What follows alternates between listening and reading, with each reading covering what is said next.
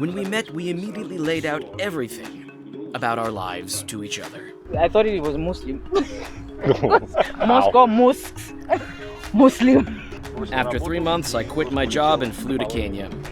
We haven't argued in 11 years.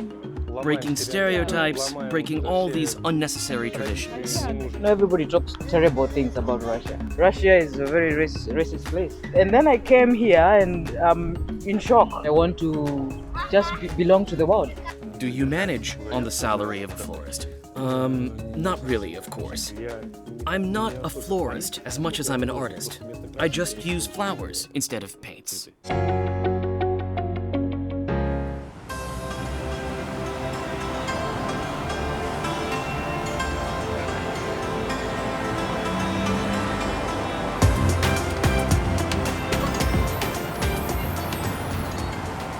We are in Moscow, in the so-called outskirts of town, where everywhere there are multi-story anthills built in the days of the USSR.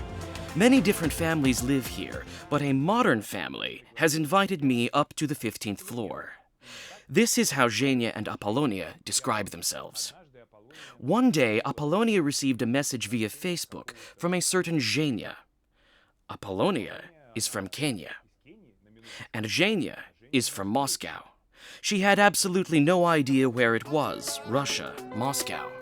This is how our story begins.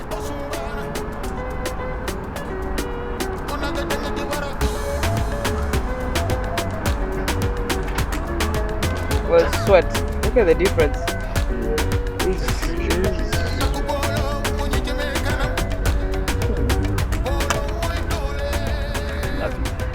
We met on the internet. One day I found a message on Facebook from a certain guy, and it read so like from a gentleman, yeah.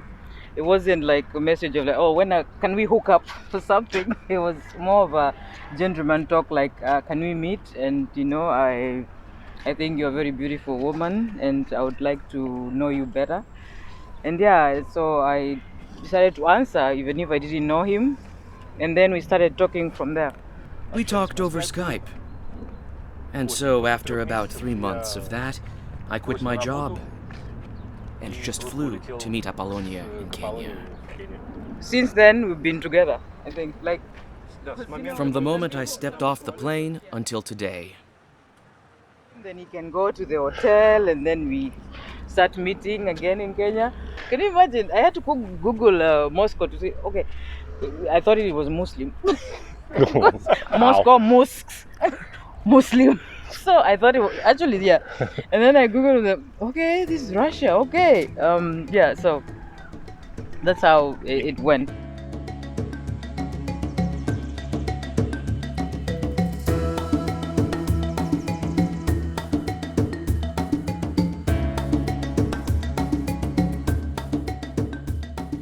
I never really had a choice.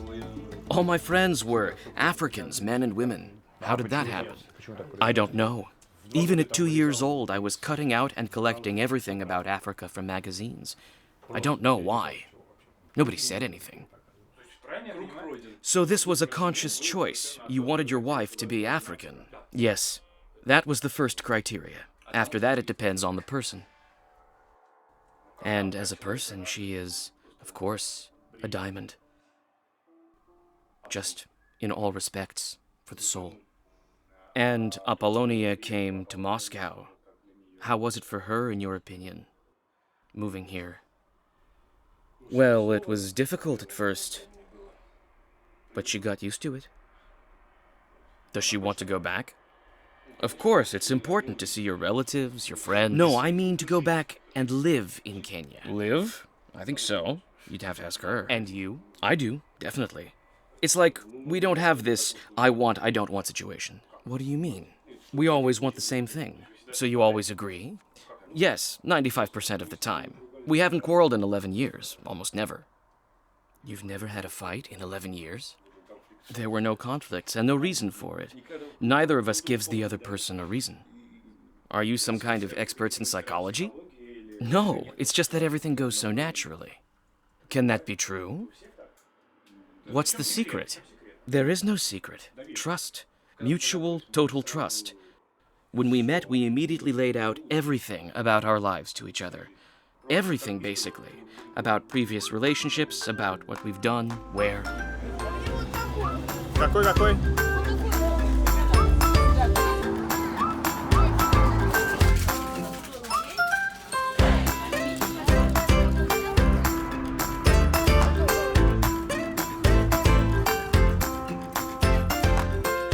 My friends were not, because they were just worried about Russia. You know, everybody talks terrible things about Russia.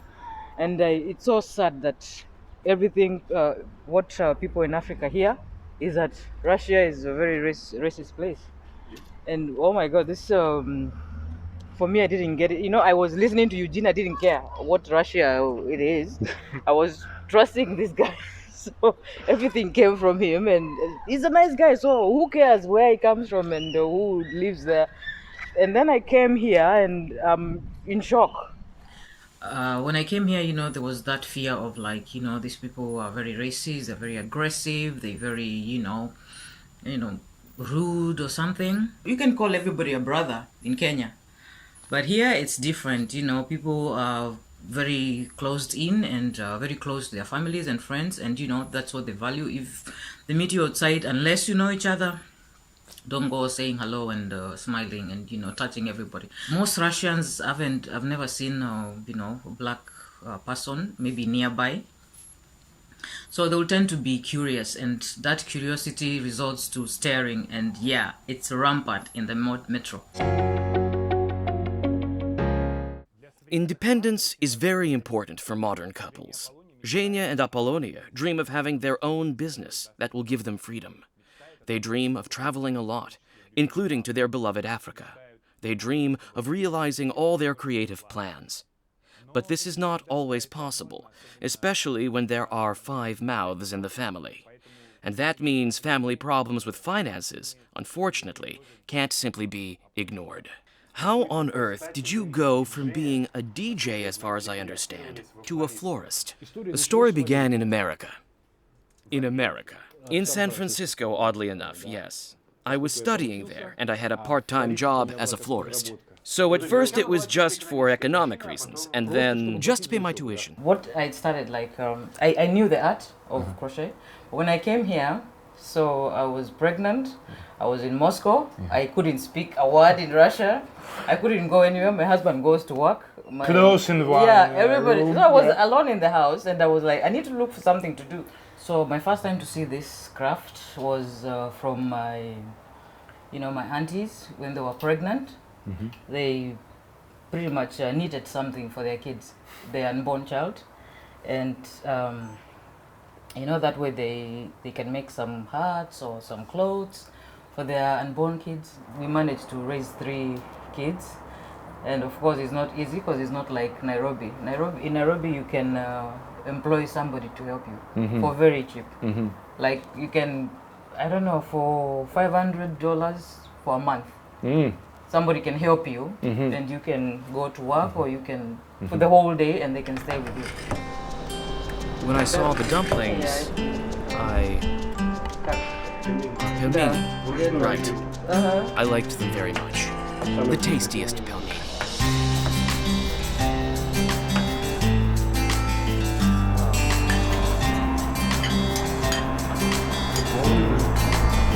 Представляю.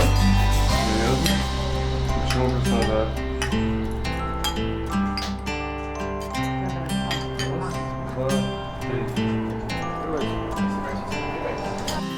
Some people might say, I can do that. Maybe. Do you put some kind of meaning into it? Well, not in a tangible way. I just put my soul into it. Your soul. Yes, it's important, because people will ask, I don't sell my soul. There might not be enough to go around. When I apply for a job, I immediately warn them that I am not so much a florist as much as I'm an artist. I just use flowers instead of paints. Beauty, design, but you have a family, 3 children, and a wife who devotes most of her time to your children. Do you manage on the salary of a florist? Not really, of course. Which means you need something new. And we're trying to do different things, both on TikTok and YouTube, and we're also starting our own blogs.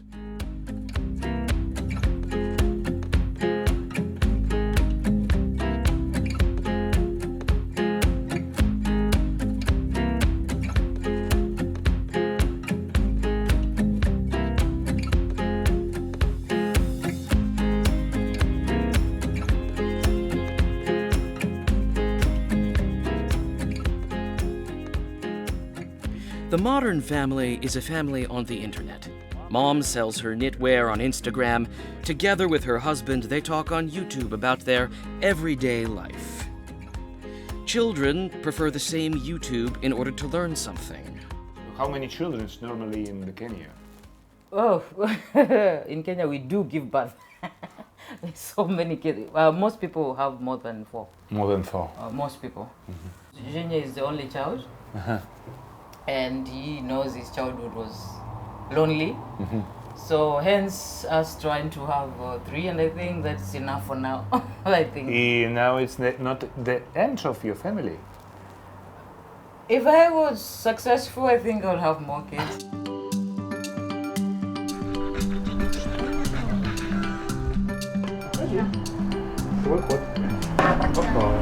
Sure.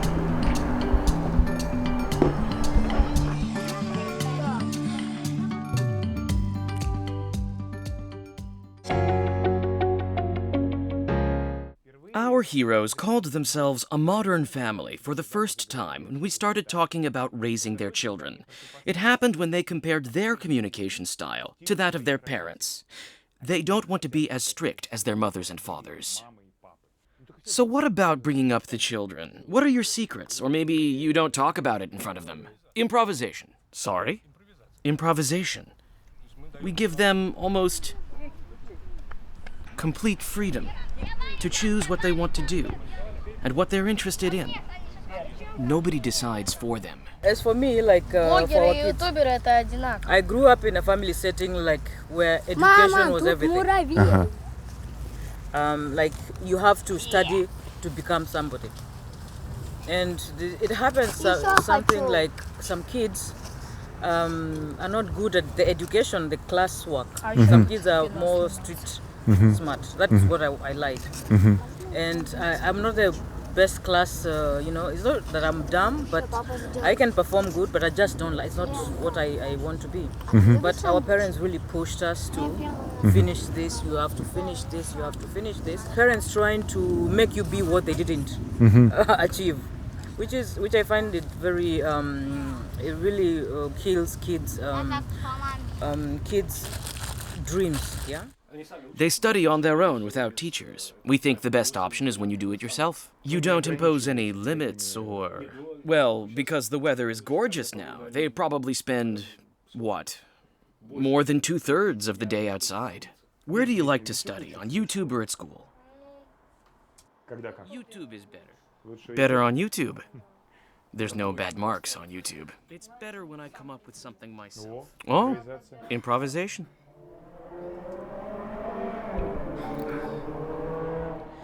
So, Zhenya, we have identified the first point, improvisation. What else is there? Is there a top 10 list for parents? Listen to your children. Listen to get the details of their behavior, their interests. That is, don't put your own opinions about the child in first place, but instead put the interests of the child above your ambitions and everything else. Essentially, the child comes first. Isn't that a big sacrifice? No, it's not a sacrifice at all. It's fun. And we learn something new from them. And what are you learning right now? Right now, specifically, everyone is engaged in what they're interested in. If there's a serious hobby, we make sure that there is some encouragement, and they'll attend special classes. If they get bored and become interested in something else, then we'll shift to something else. And what else? So the third one, it's parenthood is guesswork. There's no manual. Don't wait for any manual. But how do you know how to go forward? You listen to your kids. Parents think that when a child comes here, it's your It's like your little worker or little slave that you want to impose everything. I don't really like when some parents do. It's giving your kids so many classes. The kids came from school, okay, get dressed, we are going to this class and this class and that class, and then come your night routine, You do your homework yes, after all the classes. and then homework. At 9 in the evening. I think it's stressful for kids. Well, whatever you heard, that's what you say. All right, let's try again. Go ahead. Shh, no helping.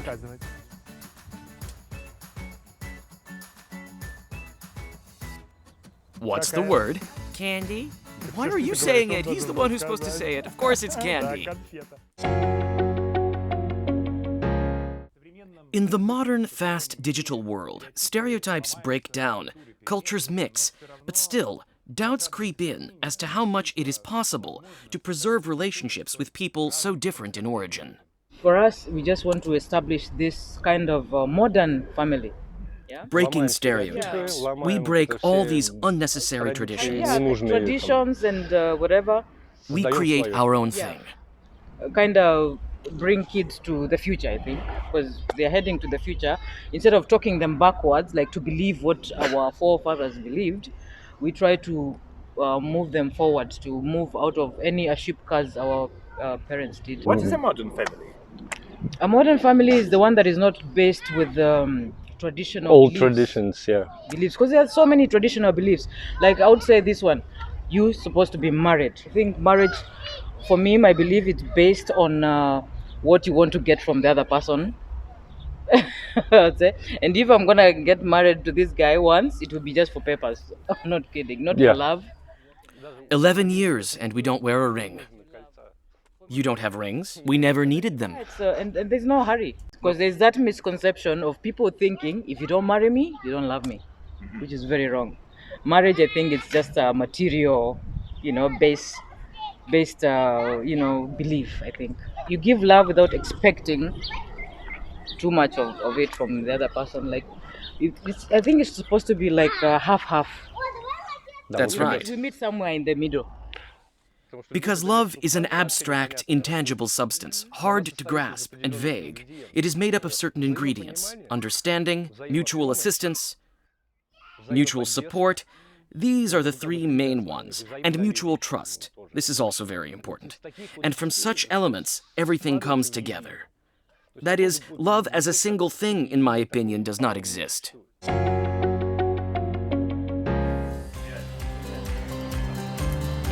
like this, and you put through that hook.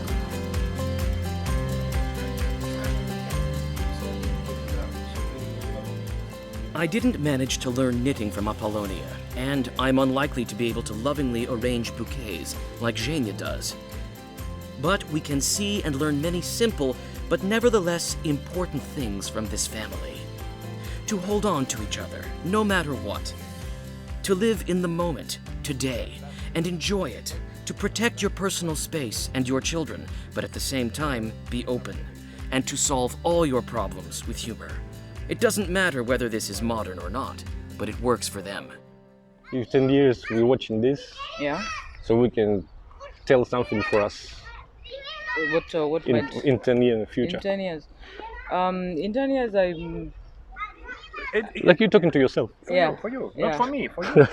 For me, I want to travel the world. I really want to travel, and I want to belong to the world.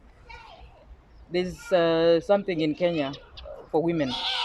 In Kenya, when you're born as a woman, you don't take land from your father, so you belong to the family you go to.